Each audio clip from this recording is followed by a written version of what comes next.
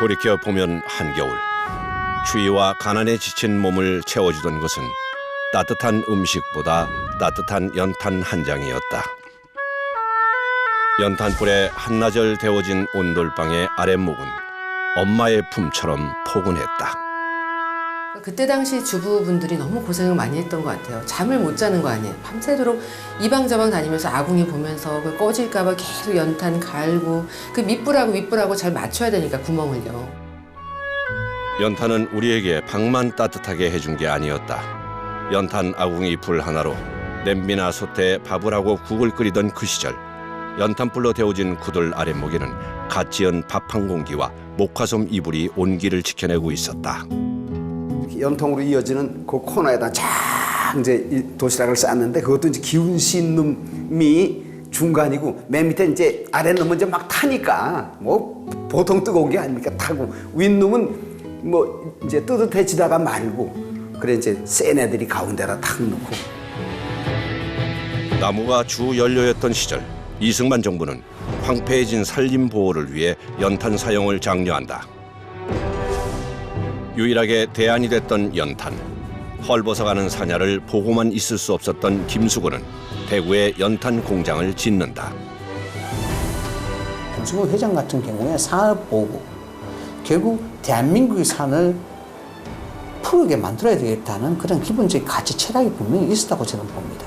임야를 베어서 석탄 산업을 하고 연탄을 만들어냈지만 그 베어낸 자리에 다시 어린 나무를 심어서 다시 푸르게 만드는 그것이 기업가가 가진 가장 기본적인 양심이고 도덕적 가치가 아닌가. 1947년 한국 최초의 연탄 공장 대성산업공업사로 시작된 에너지 혁명. 서민 연료인 연탄, 석유 그리고 도시가스까지 우리나라 난방 연료의 변천사를 함께해온 대성. 대성그룹 김수근, 연탄에서 도시가스까지.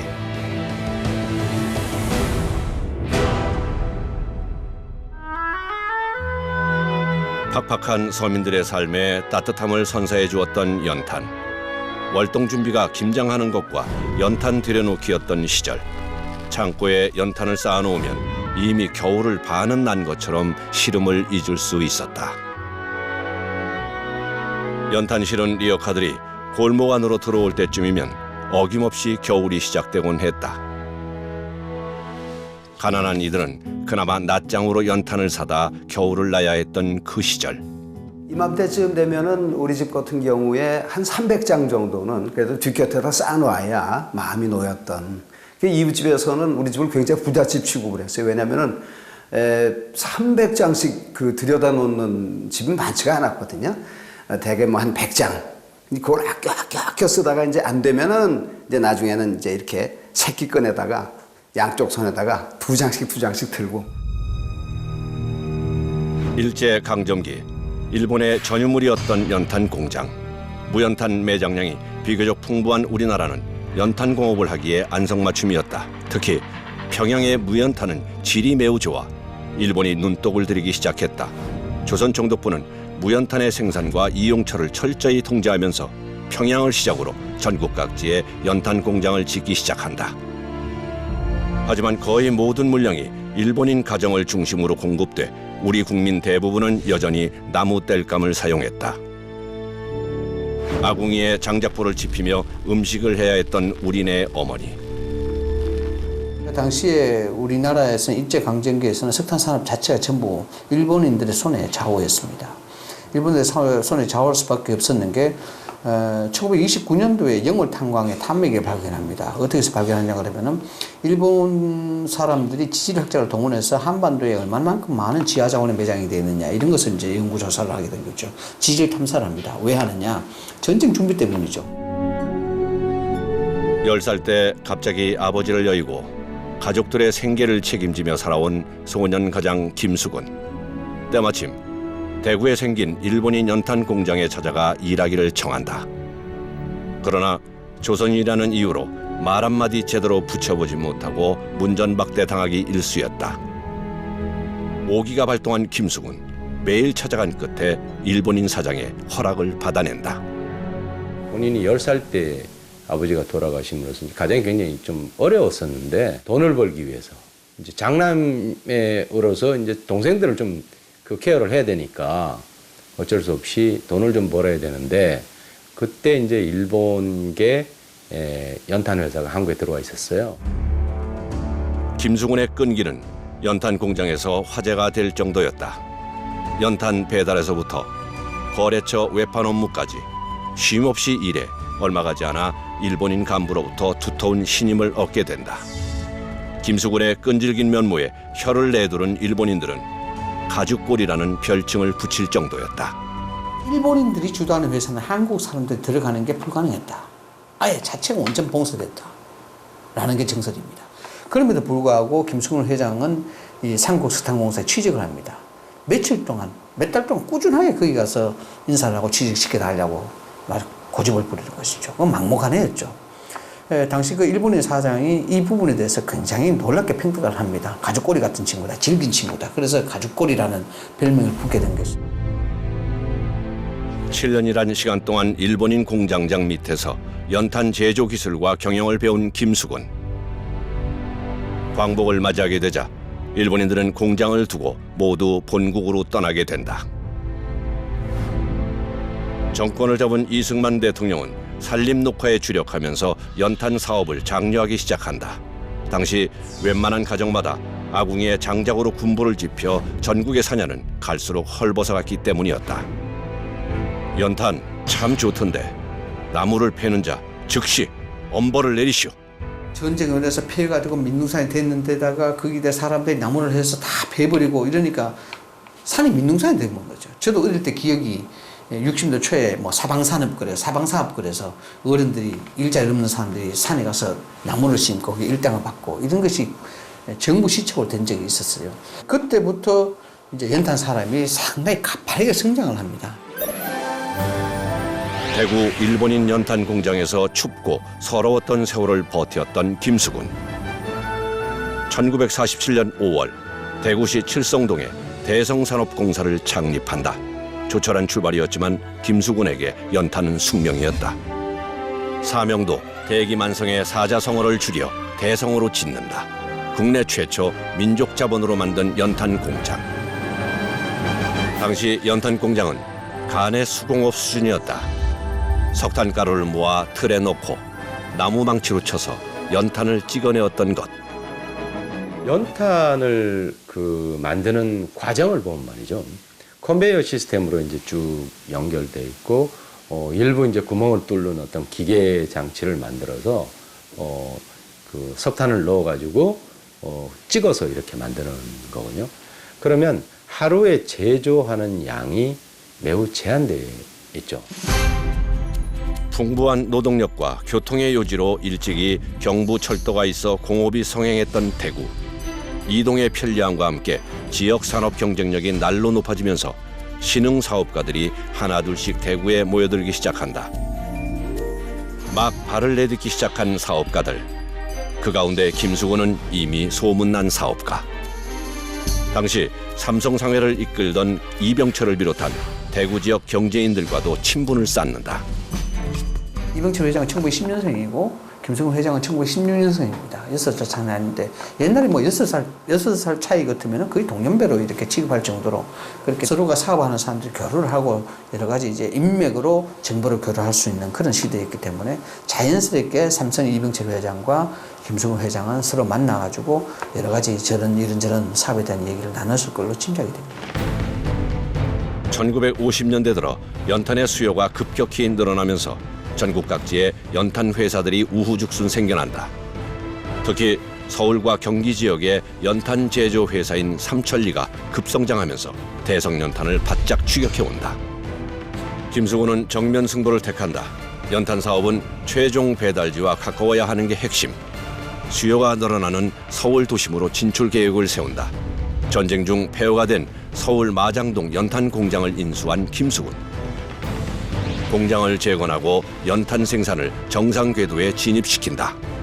삼천리하고 대성은 이제 말하자면 유통업체 신세계나 롯데처럼 뭐 태생적으로 처음 시작할 때부터 에너지를 기반 연탄부터 같이 시작을 했고 또 석유 시대가 오면서 석유도 경쟁을 하게 된 것이고 도시가스 경쟁 지금도 또 미래의 성장 동력을 앞두고 또 자원 개발 이런 부분에서 뭐 태양광 이런 쪽에서 계속해서 1970년대 절정의 시기를 맞은 대성연탄. 여세를 몰아 본격적인 탄광 개발에 나선다. 문경 탄광과 삼척 호명 탄광을 인수한 김수근. 하지만 탄광을 파고 들어갈수록 생각지도 않은 어려움이 생긴다. 광산을 지탱해주는 갱목이 문제였다. 탄광을 안전하게 유지하기 위해서 갱목은 버팀목으로 꼭 필요했지만 정부의 산림녹화 정책과는 정면으로 어긋났기 때문이다. 당시 국가에서는 나무 채취를 엄격하게 금하고 산림녹화에 주력을 다하고 있던 상황. 박정희 대통령은 잘 사는 나라는 산림이 푸르다는 기치로 나무 심기 운동을 전국적으로 확산시켰다. 문경 탄광을 채탄하기 위해 가지고 엄청나게 많은 갱목이 필요해요. 이제 땅 파고 들어가면서 이제 버팀목들이 많이 필요한 거죠. 근데 그걸 이제 나무를 잘라 쓰는데, 근데 뭐 아무데나 남에서 나와서 잘라 올 수는 없잖아요. 국토의 산림 보호에 누구보다 마음이 뜨거웠던 김수근은 고민 끝에 탄광 일대의 임야를 모조리 사들인다. 그리곤 그곳에 나무를 베서 탄광의 갱목으로 쓰고 나무를 베어난 자리에는 다시 묘목을 심게 한 김수근 회장.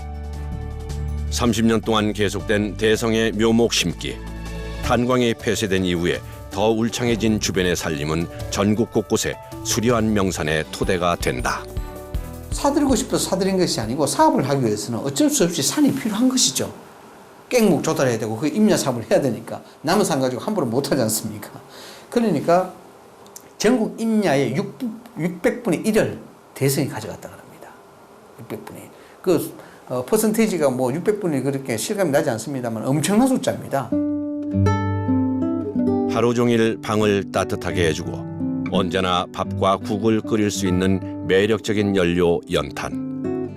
검은 보석으로 불릴 정도로 서민들의 사랑을 받았지만 한편으론 공포의 대상이기도 했다.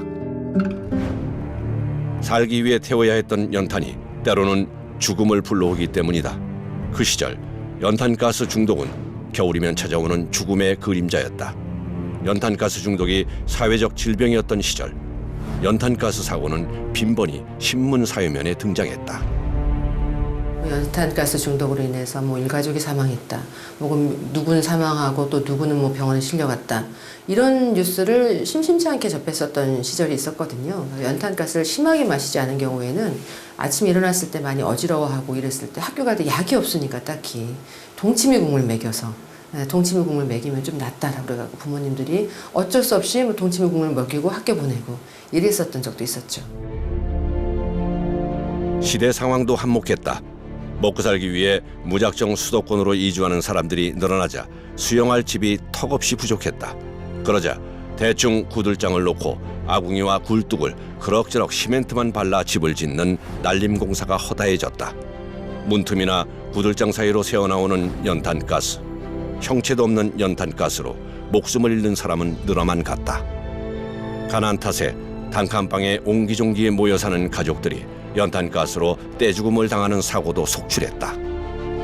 기능공이 와서 해주는 것도 아니고 그저 시간 있을 때 아버지가 혹은 삼촌이 그냥 이렇게 솜씨껏 이렇게 이제 방바닥을 바르고 그 위에다가 이제 비닐을 덮고 그러고 살았거든요. 그러면 이게 마르면서 이제 가장자리부터 연탄 가스가 새기 시작을 하는데 이게 무색무취잖아요. 그러니까 언제 어떻게 올라와서 이게 우리가 중독이 걸리는지를 전혀 몰라요.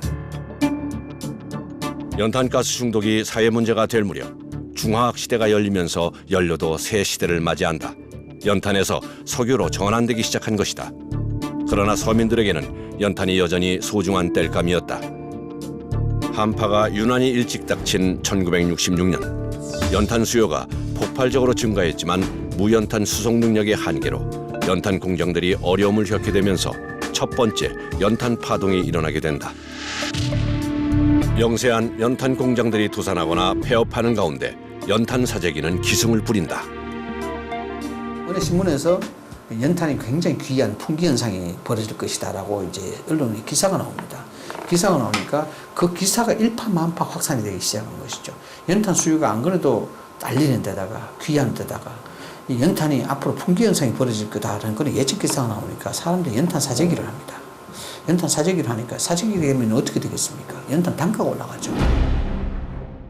연탄 파동으로 정부는 연탄의 매점 매석을 방지하기 위해 연탄 카드, 연탄 배급제를 도입한다. 그러자 성난 주부들은 연탄 집게를 들고 거리로 나와 항의 시위를 하기도 했다. 1981년에는 서민들을 또 한 번 울리는 연탄이 등장하는데 연탄 업체들이 담 앞에 버력이라고 불리는 저질탄을 섞어 폭리를 취한 것이다. 추운 겨울날 목숨과 더 같았던 연탄이었기에 국민들은 분노했다. 연탄업체의 불법 담합은 큰 충격을 안겨줬고 대통령까지 나서서 공장을 직접 둘러보는 등 일이 커지게 된다. 이게 잘 붙질 않아요. 그리고 빨리 타는 경우도 있어요. 이게 자주 꺼지면 연탄을 자주 갈아야 돼요. 그러면 가정주부들 같은 경우 어떤 경우는 그 연탄 불가능하고 밤새는 경우도 있어요.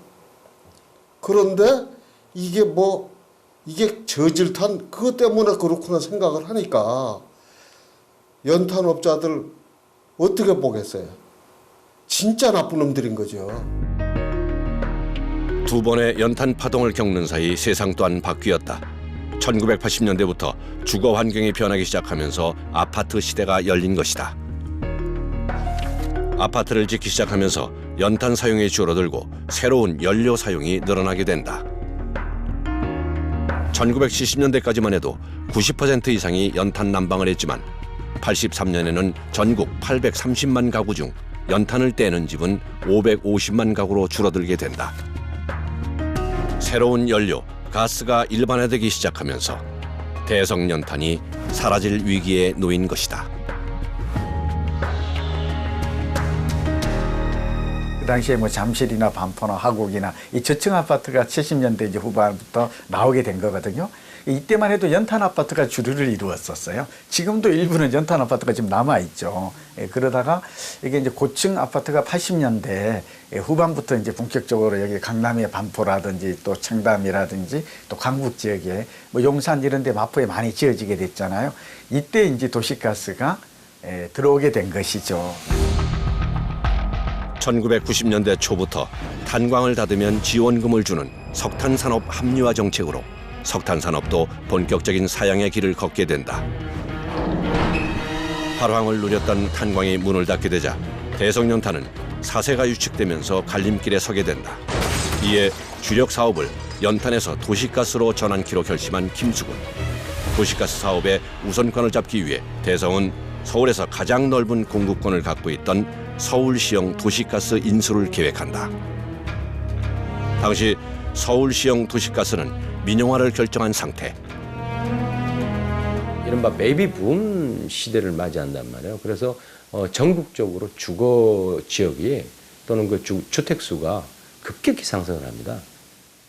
거기에 이제 도시가스를 공급해야 되니까 시장이 무한대로 지금 확대하는, 당장은 그게 수익성이 나쁠지는 몰라도 장기적으로 볼 때 한 5년, 10년 후에는 황금알을 낳는 거죠. 대한민국 1호 도시가스 회사인 서울시형 도시가스 인수전에 속속 출사표를 던진 기업들. 미래의 블루오션인 도시가스 시장에 대성을 비롯한 대기업들은 사활을 걸고 임한다. 연탄 산업에서 대성에 이어 후발주자였던 삼천리. 하지만 도시가스 사업에선 가장 먼저 치고 나왔다. 삼천리는 경인 도시가스를 인수해 안양과 인천 등 경기도 일대의 도시가스 공급을 독점하고 있던 상황. 이제는 대성이 후발주자가 된 것이다.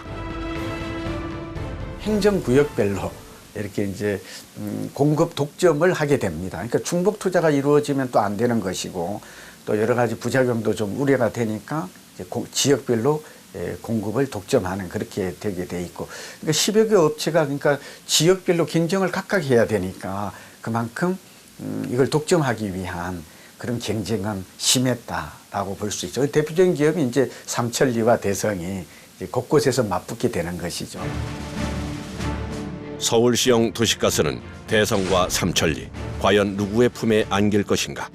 양보할 수 없는 접전을 치룬 끝에 승리의 여신은 대성에게 미소를 짓는다. 국내 최초 연탄 회사라는 명성은 최초의 도시가스 회사를 인수하기에 충분했던 것이다. 뒤이어 그룹 연고지인 대구에서도 도시가스 사업권을 확보하며 명실공히 도시가스 시장에서 우뚝 서게 된 대성. 가장 그때 당시에 노른자위로 인식됐던 도시가스 시장은 서울과 인천, 대구, 부산 이 4개 지역이었어요. 대성그룹에서 서울과 대구 핵심 시장을 잡았는데 그것은 아마 제가 보기에는 그동안에 이제 연탄이라는 사업을 통해서 에너지를 공급하는 그 기여도도 있고 또 시설을 확충할 수 있는 그런 자금 여력이라든가 기업의 이미지도 충분하다는 판단 때문에 대성그룹이 도시가스 사업에 선두를 달리게 된 비결은 무엇이었을까? 바로 연탄 공장 운영 시절에 토지 확보가 중요한 디딤돌이 되었던 것이다. 대성은 연탄 사업 특성상 공장이라든지 대형 연탄 창고, 탄광 같은 땅을 많이 보유하고 있었다. 시간이 지나면서 도시 개발이 가속화됐고 이 땅들이 주거나 산업용으로 개발 용도가 바뀌게 된다. 이로 인해 토지의 가치가 큰 폭으로 상승하면서 결국 자금 구조 면에서 큰 효자 역할을 한 셈이었다. 업종의 특성상 알짜 토지, 노른자의 토지를 많이 가지고 있었고 그런 것들이 결국은 이제 도시의 개발지로 이렇게 변모를 하게 되면서 자산 가치도 올라가게 되고 여기에 또 개발에 따른 이익을 또 향유할 수 있게 된 것이죠. 그게 대표적인 게 이제 신도림 연탄 공장 부지를 DQVCT로 개발했다든지. 대한민국 연료의 변천사를 함께해온 대성의 성공, 그것은 곧 김수근의 힘이었다. 언제나 정도의 경영을 목표로 삼아왔던 김수근은 청렴한 경영인으로도 잘 알려져 있다. 출장 영수증을 빠짐없이 챙겨오는가 하면 경비가 남을 경우엔 고스란히 회사에 반납할 정도였다. 지방이나 해외 출장 갔을 때 왜 이렇게 샤워를 하다 보면은 거기 이제 화장 비누가 나오잖아요. 뭐 크지도 않은 거. 근데 그거를 쓰고서 가지고 와요. 왜 가져오냐? 이제 집에서 다시 쓰면 되니까. 한국 에너지 산업의 역사와 그 맥을 같이 한 대성그룹. 그러나 창업주 김수근이 타계하자 대성은 흔들리기 시작한다. 형제간에 절대 다투지 마라. 김수근 회장은 형제간의 경영권 분쟁을 막기 위해 세 아들에게 그룹을 분할해 주는데 아버지의 유언이 무색하게도 형제들은 회사 명칭을 사용하는 데서부터 삐그덕대기 시작한다. 대성이란 이름의 소유권을 각자 주장하고 나선 것이다. 삼형제 중에서 장남이 갖고 있는 건 대성이라는 이름을 쓰고요. 그 밑에 차남이 갖고 있는 건 대성그룹이라는 표현을 씁니다. 또 삼남이 갖고 있는 건 대성그룹2라는 말을 써요. 이런 정도로 참 웃기는 상황이 되어 있는데 실제로 저희가 이제 통계치를 낼 때 대성그룹이라는 표현을 쓰면은요, 다른 형제들한테 컴플레인이 올 정도입니다. 10년이 넘게 이어진 형제간의 분쟁으로 대표 에너지그룹의 위상은 땅에 떨어졌고 잇따른 신규 사업 실패로 사세가 더욱 위축되고 있는 상황. 대성은 이렇게 무너질 것인가? 하지만 재기의 씨앗은 남아있다. 기업이 흔들리고 있는 상황에서도 아버지의 유언만은 이어오고 있었던 것. 한국 근현대사의 연료혁명을 주도해온 대성산업. 가스보일러 개발과 주유소 사업으로 부친의 평생업이었던 에너지 사업의 그 뿌리를 지켜가고 있다. 에너지 기업에서 좀 탈피해서 사업 다각화를 껴하게 됩니다. 건설, IT, 교육, 문화 이런 다양한 사업으로 또 미디어까지 그 영역을 확장하게 되는데 그 실적을 보면 결과는 그렇게 성적표가 좋지를 않아요. 그러니까 결국 에너지 사업에 집중했을 때, 본질에 집중했을 때 사업의 성과가 크게 난 것이지 중지 없이 욕심만 가진다고 해서 사업이 성공하는 것은 아니다. 춥고 배고팠던 그의 겨울. 연탄을 나르면 벌써 마음이 훈훈해졌었다. 또 집 담벼락에 켜켜이 쌓아둔 연탄을 보는 것만큼 배부른 일도 없었다. 연탄이 가장 기본적인 난방 연료였던 시절부터 지난 70여 년 동안 대한민국 에너지 산업을 선도해온 대성그룹. 과연 대성의 미래 에너지는 무엇일까?